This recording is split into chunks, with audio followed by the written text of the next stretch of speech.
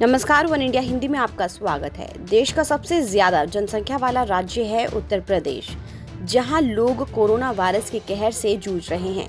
वहीं Allahabad high court ने 17 मई को गांवों और छोटे शहरों में स्वास्थ्य सुविधाओं पर बात करते हुए कहा कि सब राम भरोसे है। 2 जजों जस्टिस सिद्धार्थ वर्मा और अजीत कुमार की बेंच राज्य में कोरोना मरीजों की अच्छी देखभाल की मांग करने वाली याचिका पर सुनवाई कर रही थी। बेंच ने कहा कि छोटे शहरों और गांवों में स्वास्थ्य व्यवस्था राम भरोसे है। दरअसल हाई कोर्ट ने ये टिप्पणी मेरठ के एक केस को ध्यान में रखते हुए की है। उच्च न्यायालय की खंडपीठ ने मेरठ के एक अस्पताल में एक आइसोलेशन वार्ड में भर्ती संतोष कुमार की मौत को ध्यान में रखते हुए ये बात कही। बता दें, एक जांच रिपोर्ट के मुताबिक वहां के डॉक्टर उसकी पहचान करने में फेल रहे और शव को अज्ञात के रूप में ठिकाने लगा दिया। संतोष 22 अप्रैल को अस्पताल के एक बाथरूम में बेहोश हो गए थे और उन्हें ठीक करने के प्रयास किए गए, लेकिन उनकी मृत्यु हो गई।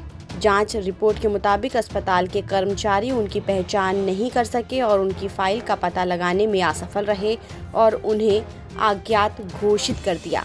उसके बाद उनके शव को एक बैग में पैक किया गया और उसको ठिकाने लगा दिया गया।